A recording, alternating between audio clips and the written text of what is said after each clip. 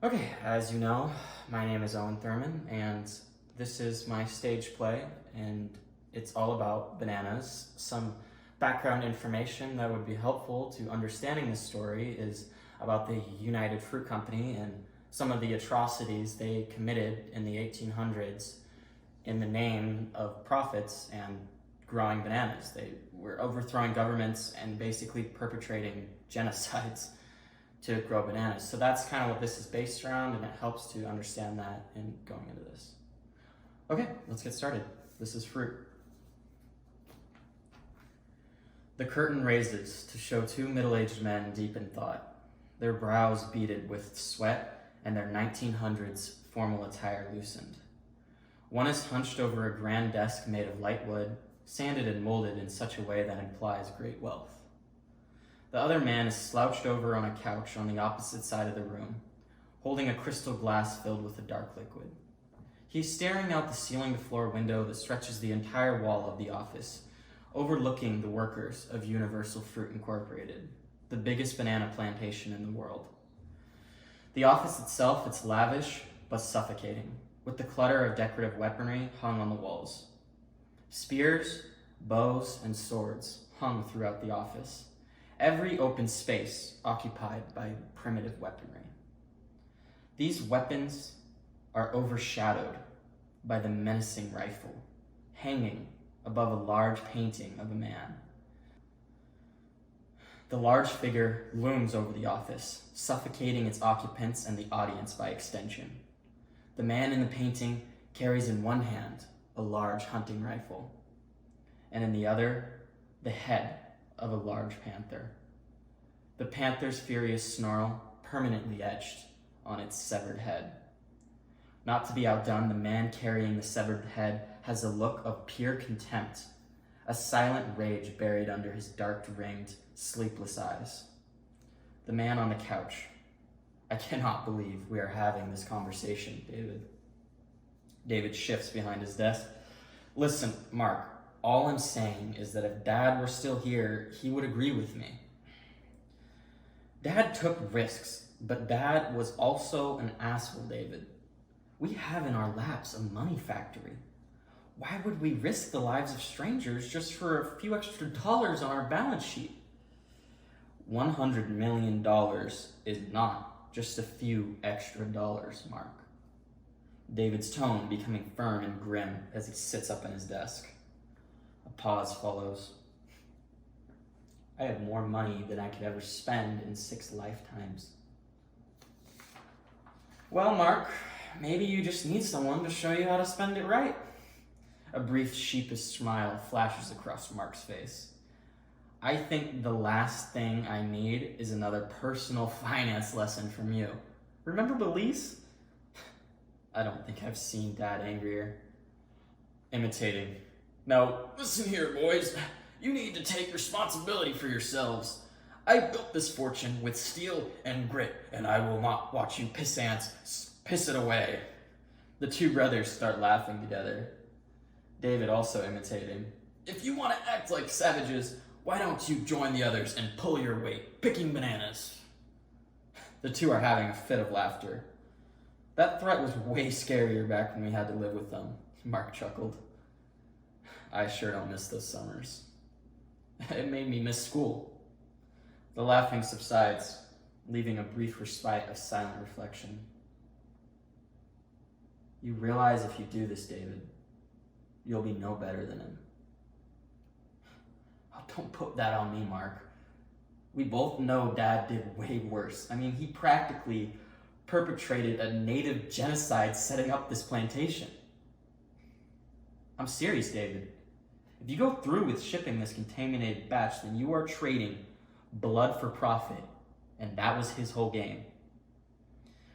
Mark stands up. We promised, you promised, that we would rise above him. If we skip this shipment, we would be missing our targeted earnings by a mile. Do you have any idea what that would do to our family? Investors would completely panic. Panic fades, David. If you seriously think Shipping product contaminated with lethal pesticides is a good idea, then maybe you really have drank yourself stupid. A long pause takes place. The two brothers are facing away from each other, looking into the audience, which also serves as the window towards the plantation. Maybe you're right. Maybe I'm no better than Dad. Mark stands up and the two meet in this hug in the center of the room. Stop that. We both know that man had no soul. Besides, you haven't done anything yet. Let's just chalk it up to bad rum, okay? David starts sobbing. Mark gestures towards the painting. That guy? That's not you, man. I know you. You aren't this way. David leaves the embrace and sits at his desk facing away. David? A phone starts ringing. Mark walks over to the ringing phone. You know I'm right, so let's skip the part where you get all emotional. Yeah, speaking. Hold on, where? Mark's demeanor becomes serious. They're both there? Are they okay? What's wrong? Lucy and Roxy are in the hospital. What for? Hold on. Yeah, I'm here. What's wrong with them? Mark, what are their symptoms? David, hold on. Mark, what are their symptoms? Hi. Yeah, can I ask what their symptoms are? High temperature, vomiting, and chills. Oh God. David, what the fuck is going on? David breaks into tears. Ask if they ate any bananas. Oh my God. Mark drops the phone. Mark looks at David, the air rhythmically pulsating with electricity. There must have been a mistake. You already sold them. David crying. They were supposed to ship them across the world, far away from here. You son of a fucking bitch. Mark grabs David and pulls him from the desk and punches him in the face. Mark roars. You sentenced them to death. You've sentenced tens of thousands to death. It's not my fault. Mark jumps onto the desk, looking their father in the eyes as he grabs the large rifle from above his grim face. David sits up with a look of deliriousness to see the stern look of his father holding a jaguar's head, silhouetted by his brother, aiming his father's rifle at him from on top of the desk. Mark ragefully cries, "You're no better than him. You're a monster, like Dad. You killed them. Burn in hell, Dad." "I'm sorry, Mark." Boom, boom, boom.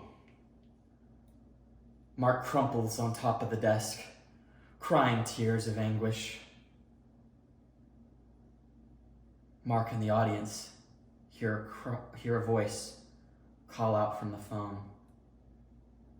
"Looks like the flu test is positive. They'll be fine, Mark." The lights are cut, except for a single red light illuminating the sinister painting of the father. All we hear is Mark's anguished sobbing. Boom. The sobbing stops. Thank you. That's my story. The large figure looms over the office, suffocating its we'll